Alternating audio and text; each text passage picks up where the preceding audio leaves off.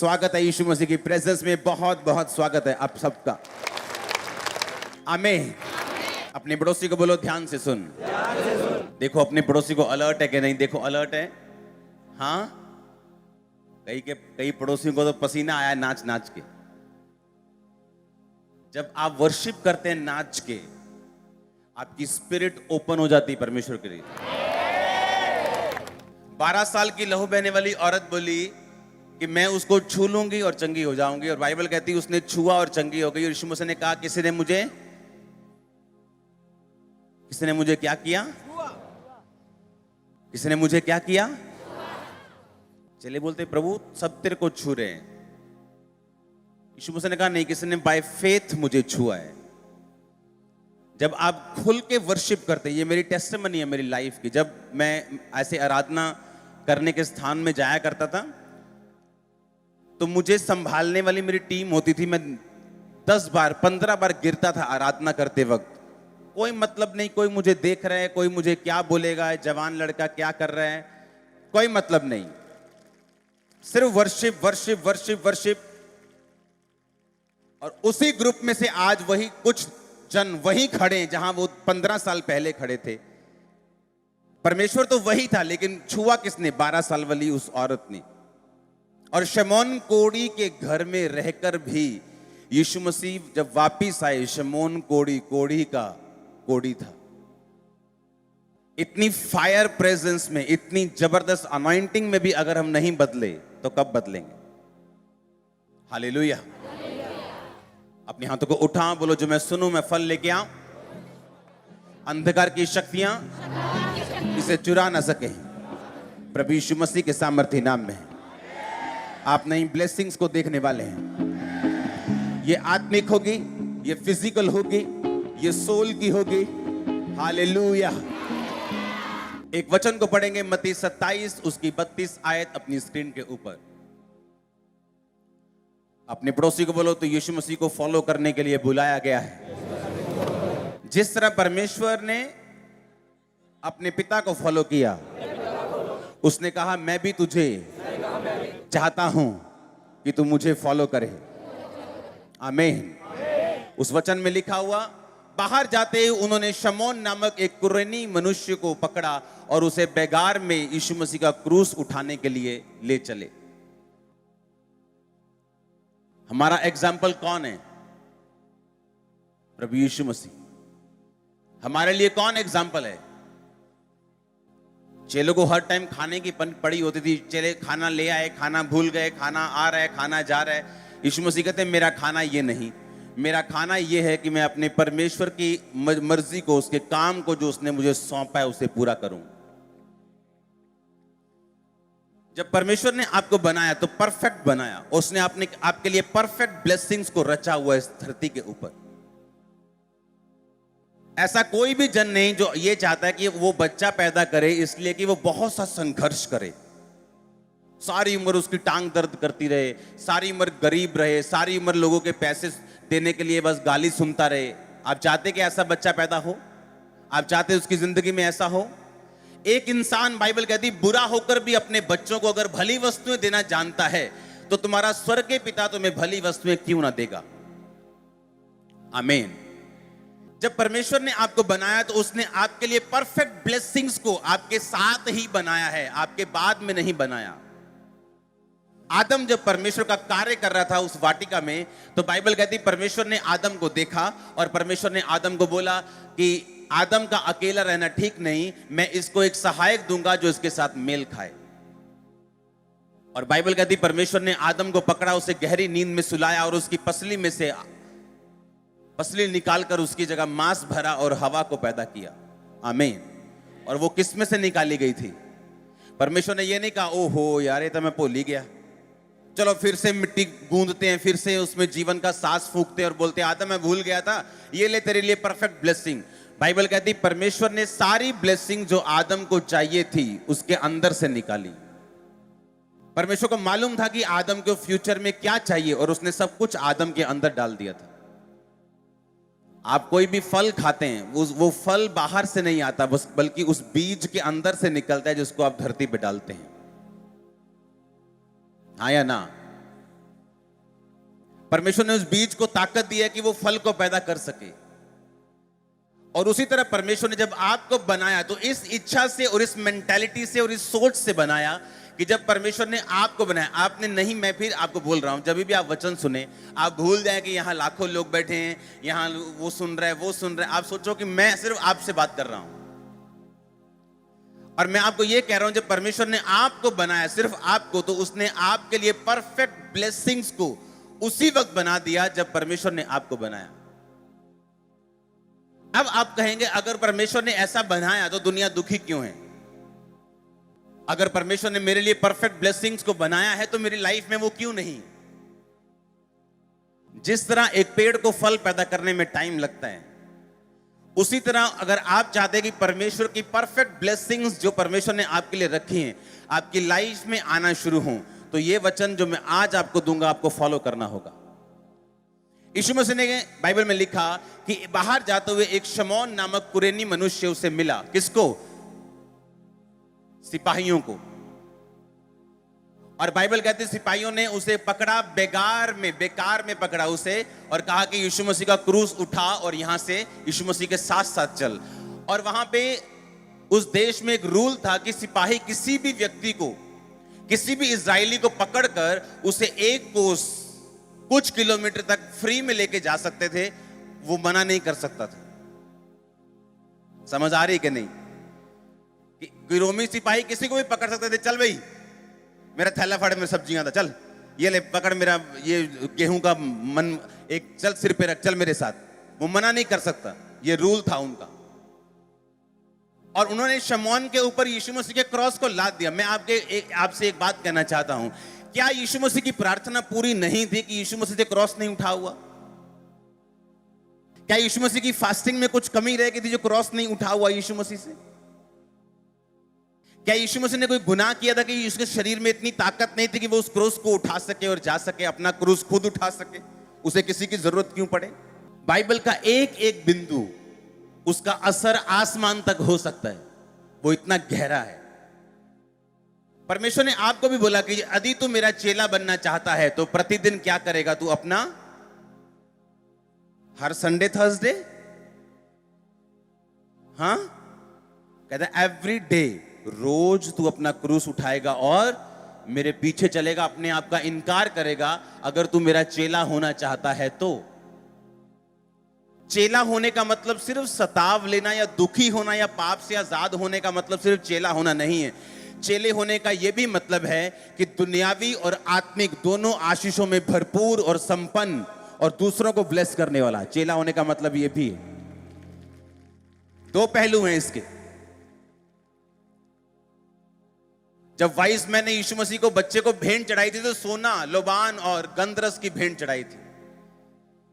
उसमें सोना भी था, उसमें शारीरिक ब्लेसिंग्स भी थी, लोबान भी था, याजक के समान सुगंध भी थी, लेकिन कड़वाहट भी थी, गंधरस भी था। जैसे यीशु मसीह को मानने पर हमें मिलता है, सताव का कड़वापन हमें मिलता है, रिजेक्शन हमें मिलती, लेकिन सोना और लोबान भी आपको मिलता है जो आम लोगों को नहीं मिलता। मैं आत्मिक बात कर रहा हूं, आमीन।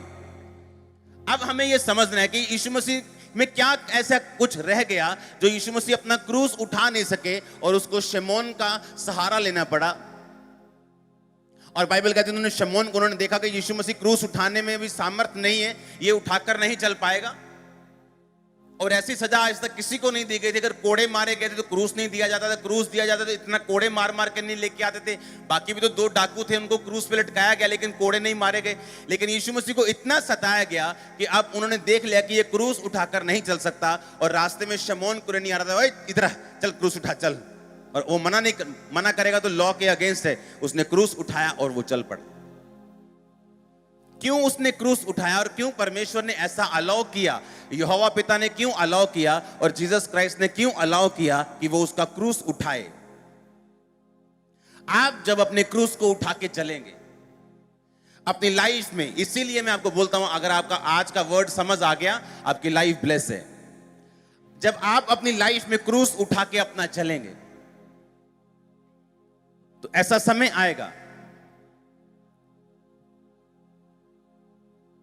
कि आपको डिवाइन हेल्पर्स की जरूरत पड़ेगी। आपकी चाहे प्रार्थना 12 घंटे की क्यों नहीं, आपकी फास्टिंग चाहे 40 हर साल आप 40 रोजा रखते हैं, आप हर महीने टाइट देते हैं, आप पवित्रताई में हैं, आप प्रार्थना में हैं, आप परमेश्वर के पास क्लोज होकर उसके करीब होकर चलते हैं, फिर भी आपको डिवाइन हेल्पर्स की जरूरत है उस डेस्टिनी को, उस बुलाहट को पूरा करने के लिए जो परमेश्वर ने आपको दी है। जब आप अपनी बुलाहट को पूरा कर लेंगे, जिस तरह यीशु मसीह ने अपनी बुलाहट को पूरा किया, क्रूस से अगर नहीं उठाया गया तो कोई और उठा के लास्ट तक क्रूस पे चढ़ाए गए, मारे गए, गाड़े गए, तीसरे दिन मुर्दों में से जी उठे, स्वर्ग पहुंचे, पिता के दाहिने हाथ बैठे, आज हमें और मुझे आपको देख रहे हैं। बाइबल कहती, उसने कहा कि जैसे पिता ने मुझे महिमा दी, मैं तुम्हें महिमा दूंगा। अब जीसस क्राइस्ट जिसको आज दुनिया की तीसरी आबादी, हर दुनिया का तीसरा इंसान यीशु मसीह को मानता है, आज इसलिए मानता है कि वो अपनी असाइनमेंट को, अपने होमवर्क को, अपनी डेस्टिनी को, अपनी बुलाहट को वो पूरा कर सके। जब आप अपनी बुलाहट को पूरा करते हैं तो आप अपने आसपास, जब अपने परिवार को, अपने फाइनेंस को, अपनी लाइफ को देखेंगे, एक भी चीज कमी नहीं होगी और परमेश्वर आपको बहुतायत से ब्लेस, आपको मालूम होगा कि उसने आपको बहुतायत से ब्लेस किया है और आप एक संपूर्ण आदमी, संपूर्ण औरत हैं। लेकिन उस डेस्टिनी को पूरा करने के लिए आपको डिवाइन हेल्पर्स की जरूरत पड़ेगी। इसलिए प्रभु यीशु मसीह ने शमौन कुरेनी को यह अलाउ किया कि ये उसने खुद आज्ञा दी कि वो उसका क्रूस उठा सके, ताकि आपकी लाइफ में, आपको मालूम हो कि आपकी लाइफ में भी ऐसा समय आएगा जब आपकी लाइफ में डिवाइन हेल्पर्स एंटर करेंगे।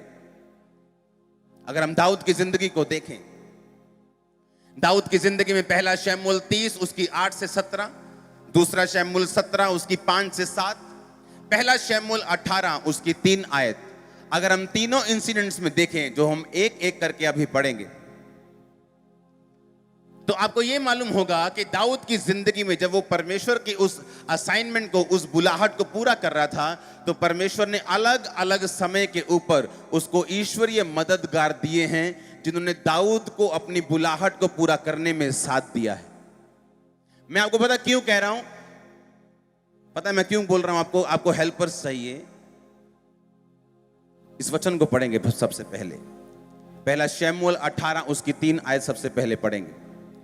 तब योनातान ने दाऊद से वाचा बांधी, क्योंकि वह उसको अपने प्राण के समान प्यार करता था। अपने हाथों को उठाओ, परमेश्वर को बोलो, परमेश्वर मेरी जिंदगी में डिवाइन हेल्पर्स को रिलीज कर, ईश्वरीय मददगारों को भेज, मैं अपनी असाइनमेंट, अपने होमवर्क को पूरा कर सकूं और आशीषित हो सकूं प्रभु यीशु मसीह के नाम में। आप जानते हैं, आपको, आप में से एक भी जन ऐसा नहीं है जिसके लिए होमवर्क नहीं है। पता है कि नहीं? पता है कि नहीं? हर बंदे को होमवर्क मिला है स्वर्ग से, और जब वो होमवर्क आप पूरा करते हैं, आपकी लाइफ की सारी ब्लेसिंग्स जो आपके लिए बनी हैं आपके अंदर से निकलना शुरू होती हैं।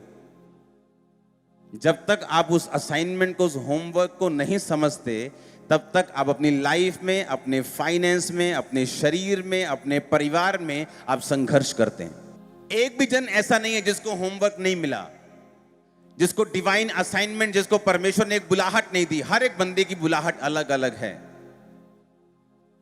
और आपकी ब्लेसिंग उस बुलाहट को पूरा करने के अंदर है, बाहर नहीं। समझ आ रही इतनी बात? और परमेश्वर आपको अलाउ करता है कि जब आप उस अपने होमवर्क को पूरा कर रहे होंगे, तो आप अपनी ताकत से भी नहीं, अपनी प्रार्थना से भी कई बार नहीं, बल्कि आपको डिवाइन हेल्पर्स की भी जरूरत पड़ेगी, ताकि आपको अपनी धार्मिकता के ऊपर भरोसा ना हो, बल्कि आपको मालूम हो कि जो कुछ मेरी जिंदगी में कर रहा है वो परमेश्वर कर रहा है। मैं हूं तो प्रार्थना में, हूं तो फास्टिंग में, हूं तो मैं परमेश्वर की पवित्रताई में, लेकिन परमेश्वर मेरी जिंदगी में काम कर रहा है। यह डिवाइन हेल्पर्स उसका एक नतीजा है। आप मेरी बात समझ रहे कि नहीं? आपका होमवर्क है, आपको परमेश्वर ने एक काम दिया है। मैं इंडिया के बाहर था इस हफ्ते में, अब आज आया हूं वापिस। जब मैं आज आया वापिस, तो एक एयरपोर्ट पे हमें एक जन मिला। जब मैं जा रहा था तो वो हमें मिला और हमें बताने लगा कि हमारे लिए प्रार्थना करना, हमारी लाइफ में ये प्रॉब्लम है, मेरी फैमिली में ये प्रॉब्लम है। ओके, ठीक है, प्रार्थना करेंगे, कोई बात नहीं। जब हम वापिस आए इंडिया, तो वही जन हमें फिर मिला। और हमारा हम हैंड वो लगेज लेके नहीं जाते, साथ में हैंड बैग ही होता है, लेकिन हैंड बैग भारे हो गए तो हमको जमा कराने पड़े। और हम जब उसे निकलवा रहे थे तो हम एक ऑफिसर के वहीं पास बैठे थे, और वही एक एम्प्लॉय आया और ऑफिसर को उसके रिलीजन के हिसाब से, उसके धर्म के हिसाब से उसने ग्रीटिंग दी। जय मसीह की नहीं बोला, उसके हिसाब से बोला कुछ, ओके। और मेरी वाइफ देख रही है, और उसने, मेरी वाइफ ने मुझे बताया, और हम हैरान हो रहे हैं कि अगर उसे यही नहीं मालूम कि उसका होमवर्क क्या है, तो इसीलिए वो अपनी फैमिली में संघर्ष कर रहा है या कर रही है। आप मेरी बात समझ रहे हैं? अब उसका होमवर्क क्या है कि वो जिस जगह पे है उस जगह के ऊपर वो परमेश्वर की महिमा करेगी, वो गॉस्पल देगी, वो सुसमाचार देगी। लेकिन अगर उसी के मुंह से कुछ ऐसा निकल रहा है जो उसके फेथ पर, विश्वास पर नहीं है, तो इसका मतलब उसने अपने होमवर्क को त्याग दिया है। यीशु मसीह ने कहा, जी उठ के, यीशु मसीह ने कहा, जाओ मेरे चेलों और पतरस से कहो मैं जी उठाऊं। मेरे चेलों और पतरस से। पतरस अब चेला नहीं था परमेश्वर का, मालूम क्यों? उसने खुद कहा था कि लानो तो जो इसको जानता हो। मैं तो नहीं जानता इनू ना भाजी, मैं तो वेख्या तक नहीं कदी। और जब यीशु मसीह उठे तो यीशु मसीह ने भी कहा कि तूने ही कहा था मैं तुझे जानता नहीं, मैं भी तुझे नहीं जानता, तू भी मेरा चेला नहीं, तू पतरस है आज से, चेला नहीं। मेरे भाइयों, मेरे चेलों से कहो और पतरस से कहो कि मैं जी उठाऊं। जिस दिन आप परमेश्वर के लिए स्टैंड लेने में गलती कर देंगे, उसी दिन शैतान आपकी जिंदगी में घुस के काम करेगा। आपको यह बात मालूम होनी चाहिए, जैसे एड्स में भी आता ना, डर के आगे जीत है। आपको मालूम होना चाहिए कि मुझे एक होमवर्क मिला है, मेरे बच्चे की ब्लेसिंग, मेरे परिवार की ब्लेसिंग, मेरी सेहत की ब्लेसिंग, मेरे फाइनेंस की ब्लेसिंग उस होमवर्क के पीछे छुपी है। जब मैं होमवर्क पूरा कर लूंगा तो सारी ब्लेसिंग अपने आप मेरे जीवन में आ जाएगी। लेकिन जब होमवर्क तो समझ आ नहीं रही, हम अभी भी चर्च को एक ऐसा स्थान लेके जा रहे हैं जहां पर मेला लगता है, जाके माथा टेकेंगे और जो बैठा है गद्दी पे उसको बोलेंगे प्रार्थना करो जी सब कुछ ठीक हो जाए। अभी तक हम उस मेंटालिटी से तो निकले नहीं।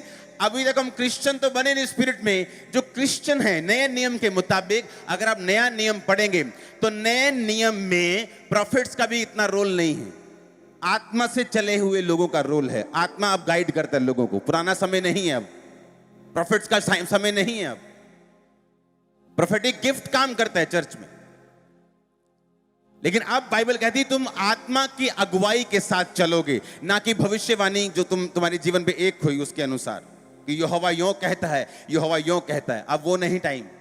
अब रोज तुम्हें अपना क्रूस उठाना है, रोज अपनी असाइनमेंट को, अपने होमवर्क को समझना है कि जहां मैं हूं मेरा एक होमवर्क है, जहां मैं काम करता हूं, जहां मैं जॉब करता हूं, जहां मैं बिजनेस करता हूं, जहां मैं पढ़ने जाता हूं, जहां मैं पढ़ने जाती हूं, जहां मैं काम करने जाता हूं, वहां एक होमवर्क है। चाहे वो आपका बॉस हो, आपको डर लगता हो, आप अपने होमवर्क से मुड़ नहीं सकते, क्योंकि आपको अपने हेवनली बॉस को भी जवाब देना है। अगर उस बॉस ने ब्लेसिंग रोक दी तो चल जाएगा थोड़े दिन संघर्ष, अगर उस बॉस ने ब्लेसिंग रोक दी तो फिर कुछ नहीं हो पाएगा। अगर होमवर्क नहीं समझे तो क्या होगा फिर? हालेलुया। बाइबल कहती दाऊद जब परमेश्वर के साथ चला, तो मैं आपको कैसे परमेश्वर फेवर करता है मालूम? फिर जब आप होमवर्क को पूरा करते हैं ना, बड़ा मुश्किल है होमवर्क को समझना और उसको पूरा करना। लड़कियां की गवाही देती कि जिस मॉल में मैं काम करती थी, वहां एक लड़के ने मुझे ऑफर दी मेरे साथ फ्रेंडशिप कर लो। मैंने बोला कि मैं तो पहले से ही जीसस के साथ मेरी फ्रेंडशिप है, मैं तो पहले ही प्रभु की हूं, हम फ्रेंडशिप नहीं करते, हम परमेश्वर के हैं। वो क्या होता है? चर्च में आए, वो बंदा भी बच गया, वो बहन बना ली उसने, वो भी बच गई, वो पहले से बची हुई थी। ये होमवर्क है। लेकिन उसके साथ फ्रेंडशिप को कबूल करना और पाप में गिरना अपने होमवर्क का इनकार करने वाली बात है। और फिर जब होमवर्क आप मना कर देंगे, आप अपनी बुलाहट को मना कर देंगे, फिर आप जीसस के सामने हाथ फैलाकर नहीं बोल सकते मुझे ब्लेस कर, क्योंकि ब्लेसिंग आपके अंदर से निकलनी है। वो अंदर से तभी निकलेगी जब आप परमेश्वर के सामने समर्पित होंगे। तो आप मेरी बात समझ रहे कि नहीं? क्यों आज विश्वासी संघर्ष कर रहे हैं? क्यों वो स्ट्रगल कर रहे हैं? वो स्ट्रगल इसी बात में लगा रहता है, पाप कर लिया, पाप छोड़ दिया। पास्टर्स भी ऐसे ही हैं। कलीसिया में ही किसी से पाप कर लिया, पाप छोड़ दिया, प्रभु ने मुझसे कहा है, फलाने ने मुझसे ऐसा बोल लिया। क्या कंफ्यूजन पैदा की हुई इन लोगों ने। यीशु मसीह ने सीधी बात बोली, अगर तू मेरे कामों को देखना चाहता है तो बिना पवित्रता ही कोई कदापि प्रभु को नहीं देख सकता। बिना पवित्रता ही कोई नहीं देख सकता, जितने मर्जी बहाने लगा लो। हालेलुया। अब अगर मुझे यह मालूम हो गया कि मेरी ब्लेसिंग मेरे होमवर्क के पीछे, आप हाउसवाइफ हैं, आपके लिए भी होमवर्क है, आप जवान हैं आपके लिए भी है, आप बुजुर्ग हैं आपके लिए भी है। हालेलुया। आप बुजुर्ग हैं लेकिन अपने घर की लड़ाई का कारण बन गए हैं। आप तंग करना चाहते हैं अपने बच्चों को, पोतों को प्रॉपर्टी के मामले में, आप अपनी होमवर्क को पूरा नहीं कर रहे हैं।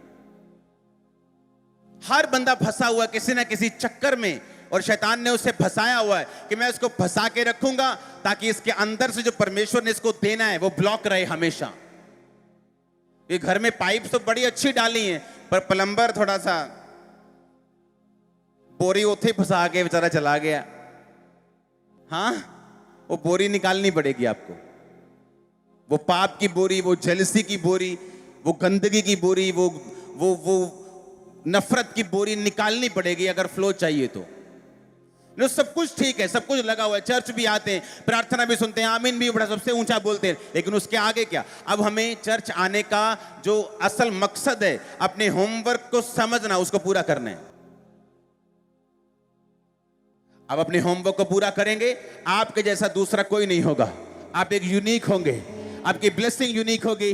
आपके जैसी ब्लेसिंग किसी के पास नहीं होगी, आपके जैसा मसा किसी के पास नहीं होगा, आपके जैसा अभिषेक, आपके जैसी ब्लेसिंग किसी के पास नहीं होगी। ओ आमीन, ऊंचा चाहिए चर्च। अब मुझे ये समझ आ गई कि मेरे पास एक होमवर्क है, और उस होमवर्क को पूरा करने के लिए परमेश्वर आपको ऐसे हेल्पर्स देगा जो आप डिजर्व नहीं करते होंगे, लेकिन आपके पास होंगे यीशु मसीह के नाम। आपको मालूम योनातन कौन था? शाऊल का बेटा। शाऊल के बाद राजा बनने के लिए वो सबसे प्रथम कैंडिडेट था। उसे मालूम था कि जब मेरा बाप मरेगा तो मैं राजा बनूंगा। उसे मालूम था कि मेरे बाप से परमेश्वर का आत्मा उठ चुका है, अगला मैं हूं। अगर मैं परमेश्वर यहोवा को पुकारूंगा तो मैं कैंडिडेट हूं, मैं बनूंगा राजा। लेकिन बाइबल कहती है वो दाऊद से अपने प्राण से भी अधिक प्यार करता था, और उसने दाऊद को पता क्या बोला कि मेरे बाप के बाद तू गद्दी पे बैठेगा। ये कोई आम गद्दी नहीं है प्रधानगी कि थोड़ा बहुत पैसा मिल जाएगा। नहीं नहीं, ये मैं राजे की गद्दी की बात कर रहा हूं। राजा की गद्दी पीएम की गद्दी से भी ऊपर होती, मालूम? पीएम कानून के साथ बंधा हुआ है, प्राइम मिनिस्टर कानून के साथ बंधा हुआ है, राजा कानून के साथ बंधा। राजा कानून बनाता है। राजा चाहे तो लाखों करोड़ रुपया अपने लिए ले सकता है, उसे कोई रोक नहीं सकता। और वो क्या बोल रहा है कि खरबों रुपए की गद्दी उसने कहा परमेश्वर तुझे देगा। डिवाइन हेल्पर्स इसे बोलते हैं। वो बिना किसी लालच के फिर आपके साथ हो जाएंगे, और जब तक आपका होमवर्क, आपका काम, आपकी असाइनमेंट पूरी नहीं होगी, आपको वो छोड़ेंगे नहीं। और आप बोलेंगे मैंने ऐसा क्या किया है कि परमेश्वर मुझे ऐसे लोग दिए हैं जो अपना स्वार्थ, अपना काम नहीं देखते, वो सिर्फ परमेश्वर का काम देख रहे हैं, या उस असाइनमेंट को देख रहे हैं जो चर्च ने उनको दी है। क्योंकि बाइबल कहती है अगर आप परमेश्वर के होमवर्क को पूरा करेंगे तो परमेश्वर आपको ऐसे हेल्पर देगा जो आपकी सोच और समझ से परे हैं, और वो रिलीज होंगे यीशु मसीह के नाम में। हालेलुया। वो डिवाइन हेल्पर्स देगा आपको। पहला शमूएल 18:3 में जो हेल्पर है वो एक बहुत ऊंचा और पहुंचा हुई पोस्ट के ऊपर है। आमीन। दूसरा शमूएल 17 उसकी 5 से 7, इसमें जो हेल्पर है, फिर अबशालोम ने कहा एरेकी हूशे को भी बुला ला, और वह कहेगा हम उसे भी सुने। तब हूशे अबशालोम के पास आया, और तब अबशालोम ने उससे कहा अहीतोपेल ने तो इस प्रकार की बात कही है, क्या हम उसकी बात माने कि नहीं? यदि नहीं तो कह दे। हूशी ने अबशालोम से कहा जो सम्मति अहीतोपेल ने इस बार कही है वो अच्छी नहीं। अब हूशे कौन है? हूशे दाऊद का दोस्त है। किसका दोस्त है? जब दाऊद के बेटे ने उसके साथ विद्रोह किया, कारण भी दाऊद था क्योंकि उसने पाप किया और परमेश्वर ने विद्रोह को होने दिया। और बाइबल कहती हूशे नाम का व्यक्ति दाऊद का दोस्त था, और लेकिन वो अबशालोम के पास गया ये बोल के कि मैं तेरा दोस्त हूं। और अहीतोपेल नाम का एक बड़ा बुद्धिमान जन था। बाइबल कहती जो कोई वो सलाह देता था वो कभी सलाह जमीन पे गिरती नहीं थी।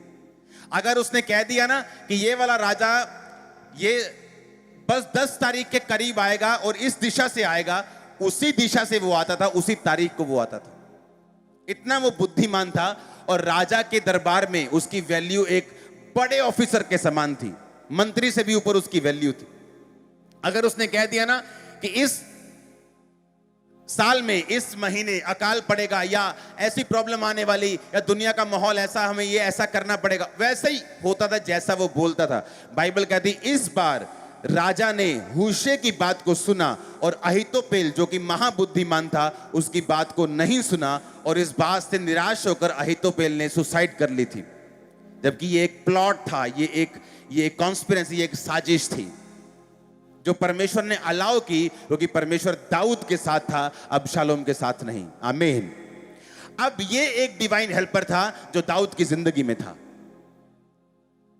अब दाऊद खुद अपने बेटे को जाके मना थोड़ी करेगा कि मैं यहां बैठा हूं, यहां मत आ। अब उसे एक हेल्पर चाहिए, आपको भी हेल्पर चाहिए। आप मेरी बात समझ रहे कि नहीं? तीसरी तरह के हेल्पर जो हमें मिलते हैं वो पहला शमूएल 30 उसकी 8 से 17 आयत में मिलते हैं। दाऊद ने यहोवा से पूछा क्या मैं इस दल का पीछा करूं तो उसको जा पकड़ूंगा।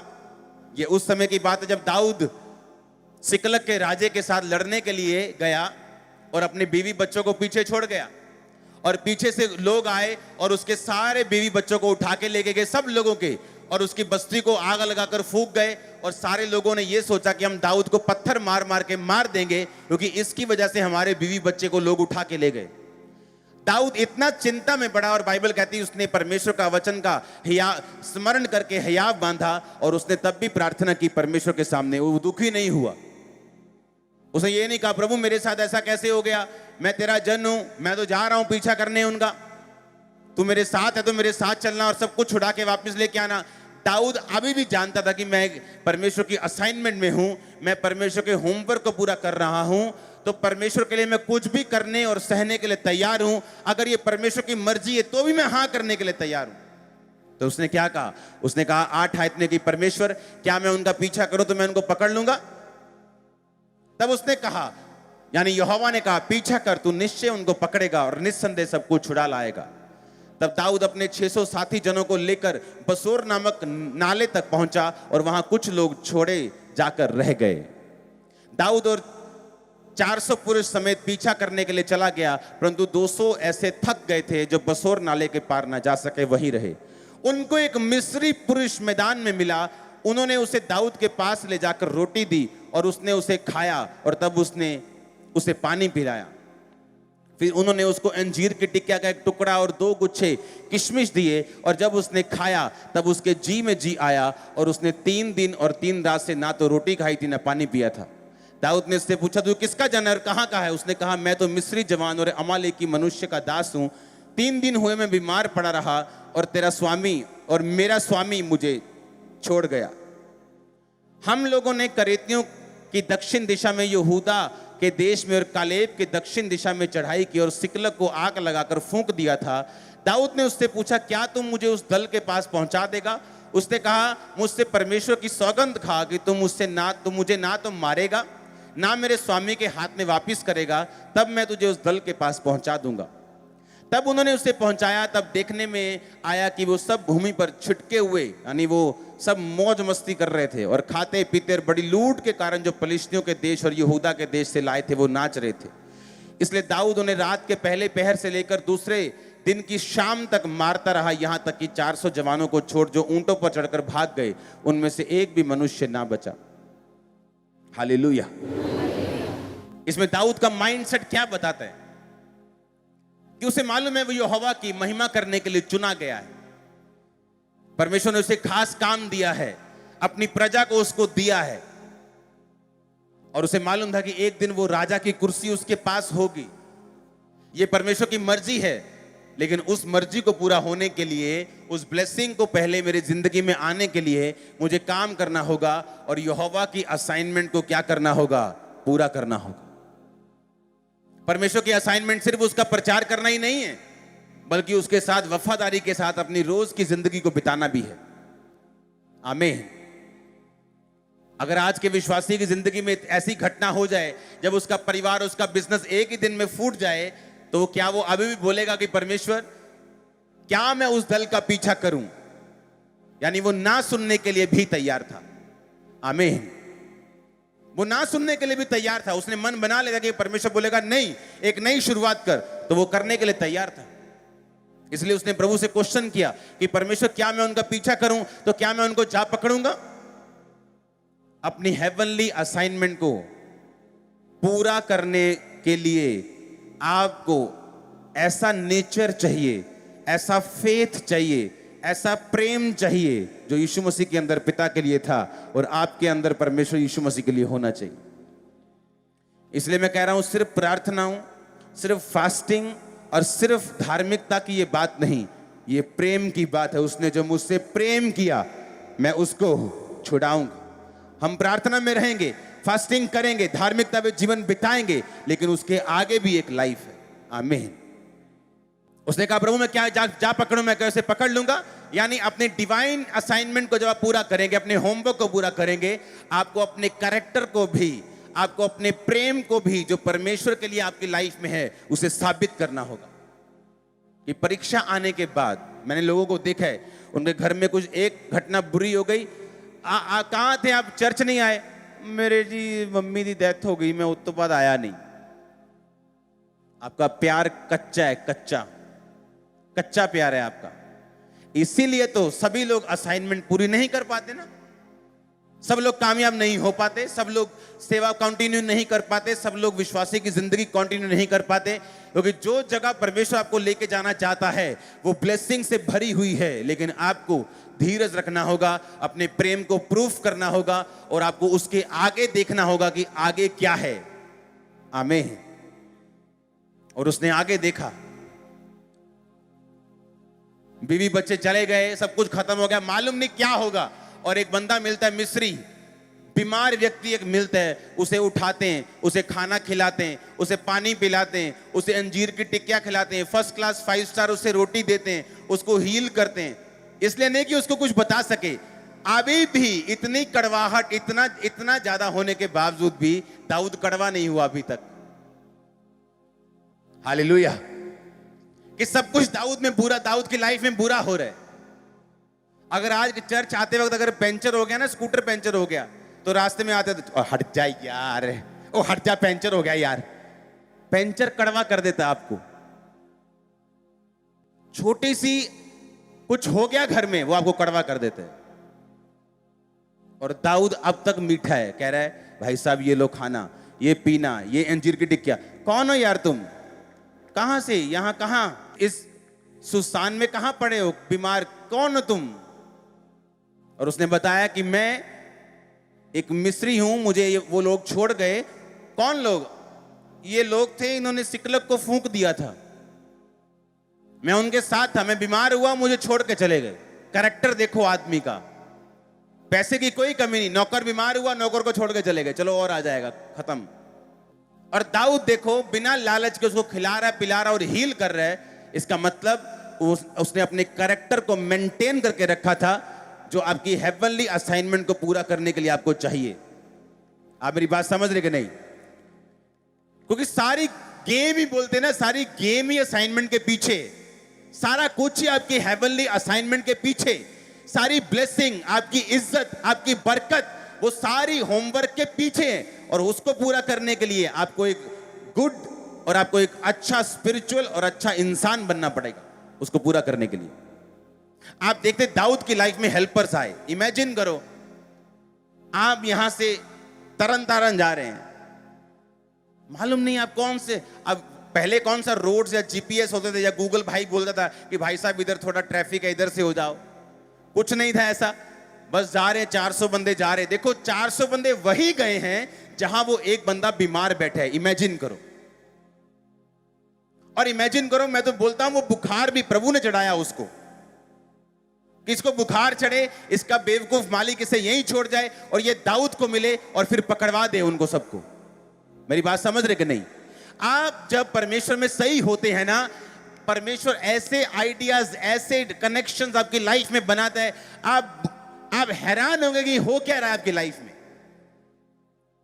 वो आपको इन्फ्लुएंस वाले लोग भी देगा, जिनका दुनिया में इन्फ्लुएंस है एक डिवाइन हेल्पर के रूप में। वो आपको छोटे लोग भी देगा जो आपकी हेल्प कर सकते हैं, ऐसी जो बड़े नहीं कर सकते।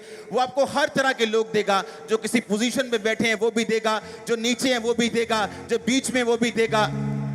आप हैरान होंगे और आप इस बात को बड़े ध्यान से रिकॉग्नाइज और पहचान लेंगे कि मेरी लाइफ में परमेश्वर का बड़ा हाथ है, क्योंकि परमेश्वर अपने हेल्पर्स को, अपने मददगारों को मेरी जिंदगी में भेज रहे हैं।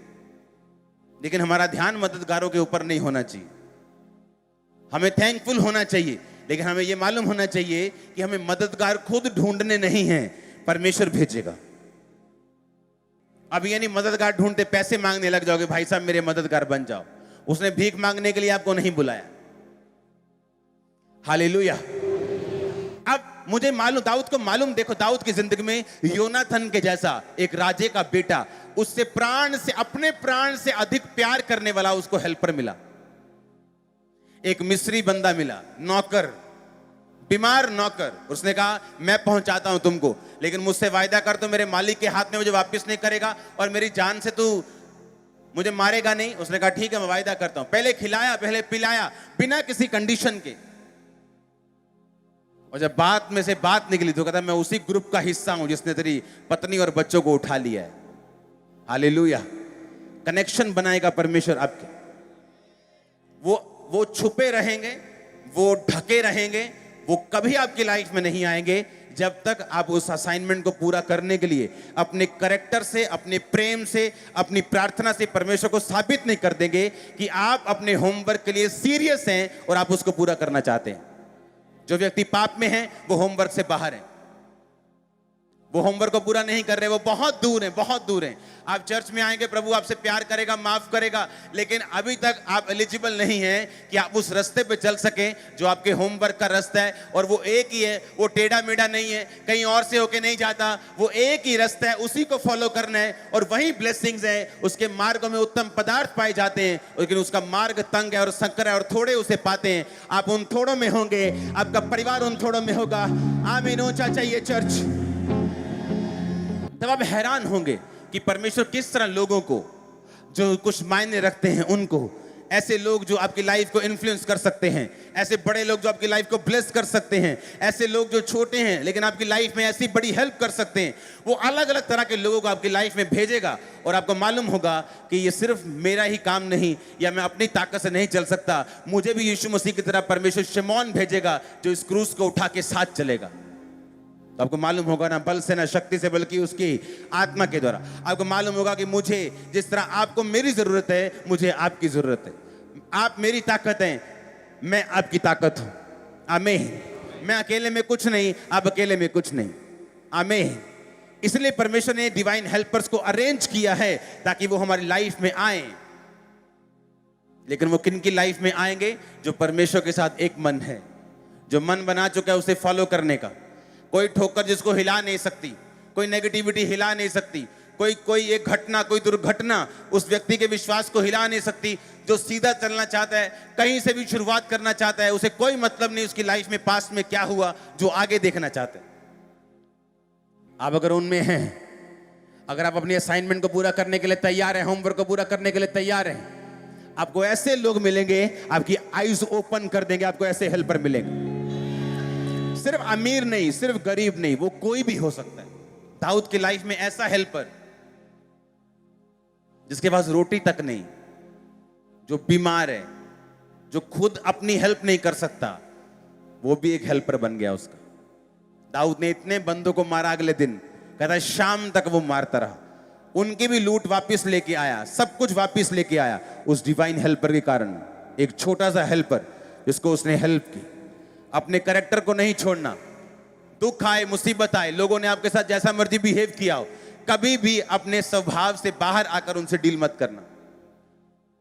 जलंधर में जब मीटिंग, आज से बहुत साल पहले एक मीटिंग रखी गई थी और वो कैंसिल कर दी थी उस एरिया के लड़कों ने इकट्ठे होके, तब बहुत कम क्रिश्चियंस होते थे, कैंसिल कर दी, ये होने नहीं देंगे, होने नहीं देंगे, होने नहीं देंगे।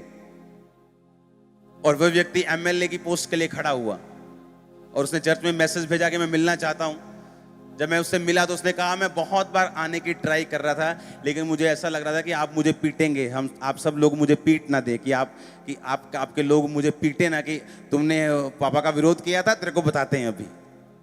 मैंने कहा ऐसा नहीं, तूने मेरा विरोध किया, मैं तो कब का भूल गया, तू मेरा भाई है। उसको बिठाया, उसके साथ चाय पी, उसको वचन दिया, उसको दिल से बताया कि डोंट वरी, हम तुम्हारे साथ हैं, हम तुम्हारे लिए प्रार्थना करेंगे, आमीन। तो वो व्यक्ति जब सुन के गया, आज वो जलंधर का एमएलए। तो हमें अपनी असाइनमेंट के कहां रहना है? अंदर। कहां रहना है? बोलो अपने पड़ोसी को, अपने होमवर्क को पूरा कर, बोलो आमीन। हर व्यक्ति, हर बंदा अपने होमवर्क को जानता है। ऐसा कोई नहीं जो अपने होमवर्क को नहीं जानता। अगर कोई सरकारी स्कूल का बच्चा है, वो भी जानता है मास्टर ने क्या काम दिया है। इंग्लिश स्कूल का उसे भी मालूम है कि मैडम ने क्या काम दी। हर बंदा अपने होमवर्क को जानता है। उसे पूरा करो, उसे पूरा करो। इस शरीर को काबू में लेके आओ, इमोशंस को काबू में लेके आओ, उस असाइनमेंट को पूरा करो। ग्रेटनेस आपका इंतजार कर रही है। मैंने कहा ग्रेटनेस आपका इंतजार कर रही है, यीशु मसीह के नाम में। हालेलुया। आप फिर देखेंगे क्या होता है। और ये आराम से चलने वाली लाइन है।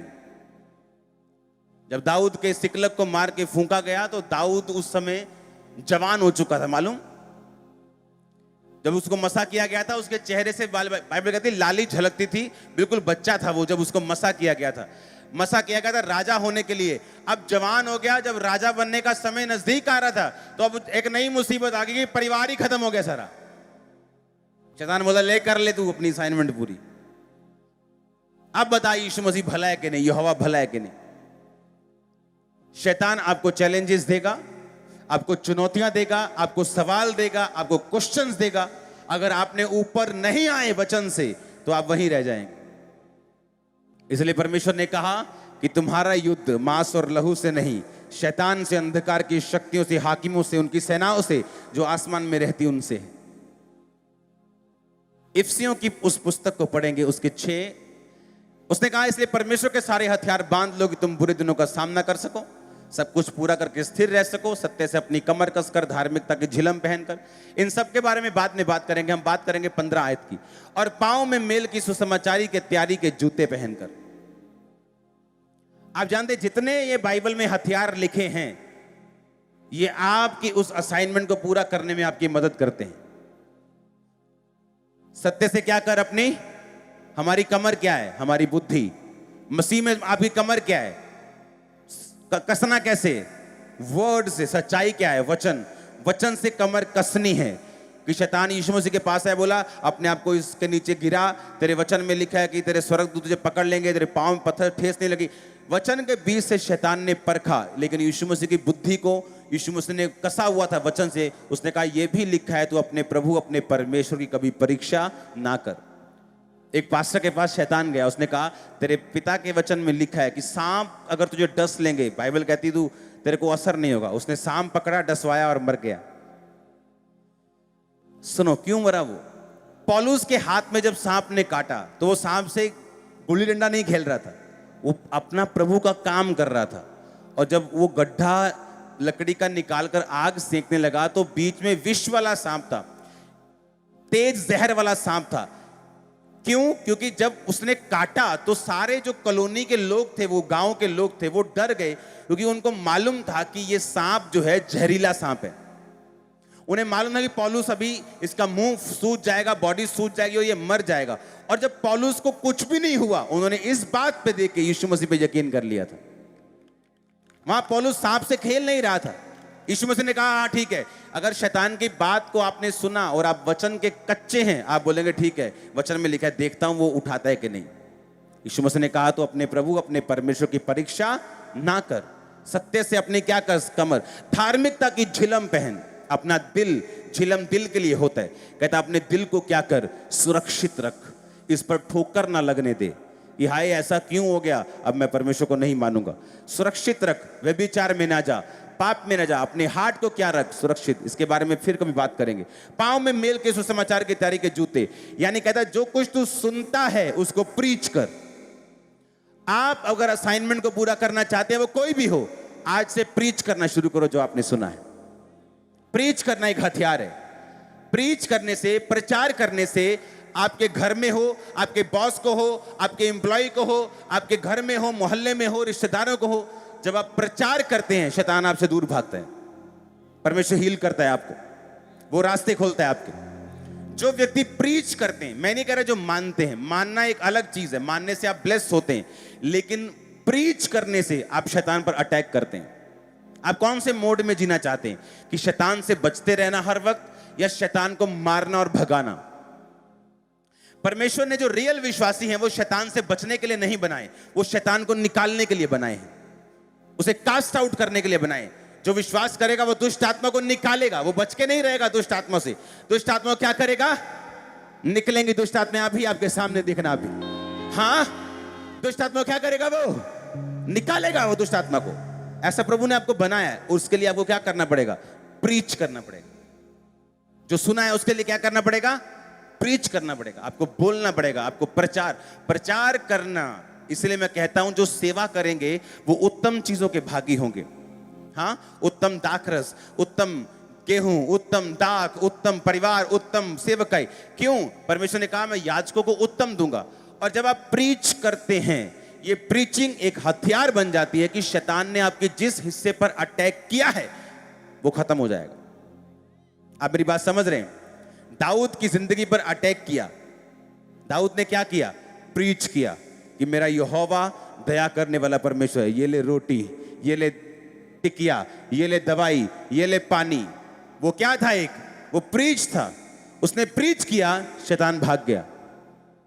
अब मेरी बात समझ रहे कि नहीं?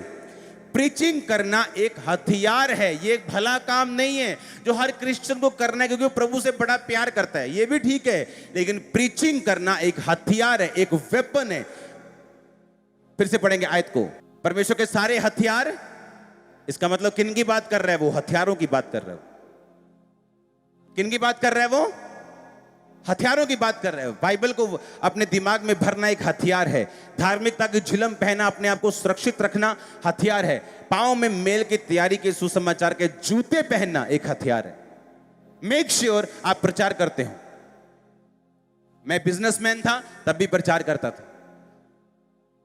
दुकानदार हमारे उधार लेके जाते थे सामान हमसे, जब उनसे पैसे लेने जाते थे तो तब भी प्रीच करते थे, भाई साहब चाय पी लो। नहीं, मेरी फास्टिंग है। वो क्या होती है? फिर पूरी कहानी सुनानी, वो क्या होती, जानबूझ प्रीच करने का बहाना ढूंढना, कैसे करूं, किस तरह से प्रीच करूं, क्योंकि प्रीच करना एक हथियार है। अगर आप इस हथियार को यूज करेंगे, शैतान आपके पांव के नीचे होगा, वो जूती के समान होगा।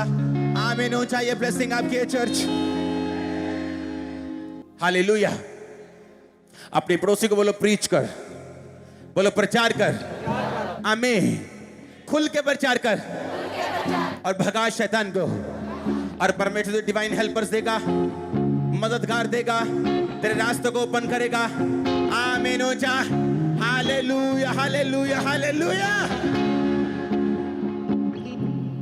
आप मेरी बात समझ रहे कि नहीं? जीवित वचन आपको चेंज कर देगा। आमीन। आप एक असाइनमेंट के नीचे हैं, होमवर्क के नीचे हैं, उसे पूरा करो। वो डिवाइन हेल्पर्स देगा। वो छोटे होंगे, वो बड़े होंगे, वो मीडियम होंगे, वो ऊंचे लेवल के होंगे, वो नीचे लेवल के होंगे, लेकिन सब मिलकर आपकी हेल्प करने पाएंगे। आपकी लाइफ के डिवाइन हेल्पर्स बन जाएंगे, असाइनमेंट्स को पूरा करने पाएंगे। हालेलुया। कई बार एक स्कूल में जब आप एडमिशन लेने जाते हैं ना, कोई काम बड़े से बड़ा मंत्री नहीं कर पाता जो स्कूल का पीएन कर देता है, मालूम? केवल मंत्री फोन करते, स्कूल वाले मना करते, नहीं देंगे एडमिशन। आपको नहीं मालूम कौन बड़ा या कौन छोटा। हालेलुया। आपको यह मालूम होना चाहिए कि परमेश्वर भेजेगा और वो पक्का भेजेगा। एक भी ऐसा नहीं जिसने होमवर्क पूरा किया हो और परमेश्वर ने उसे हेल्पर्स न दिए हो। एक भी ऐसा नहीं। सबके हिसाब से मिलेंगे, अलग अलग मिलेंगे, वंडरफुल मिलेंगे, ब्लेस्ड मिलेंगे। एक बात ध्यान रखना, हेल्पर्स उसी की लाइफ में आते हैं जो परमेश्वर की महिमा के लिए काम कर रहे हैं। बस दैट्स इट। जो प्रभु की असाइनमेंट को, होमवर्क को समझता है कि मेरा क्या है और मैंने उस हिसाब से चलना है। अपने हाथों को उठाओ, थैंक यू जीसस। उठाओ उठाओ अपने हाथों को, हिलाओ अपने हाथों को। हमारे YouTube चैनल को सब्सक्राइब करें ताकि आप परमेश्वर के गहरे वेदों को जान सकें कि कैसे आप परमेश्वर में बढ़ सकते हैं, कैसे आप दुष्ट आत्माओं से, नशों से, बीमारियों से और वंशों के श्रापों से आजाद हो सकते हैं।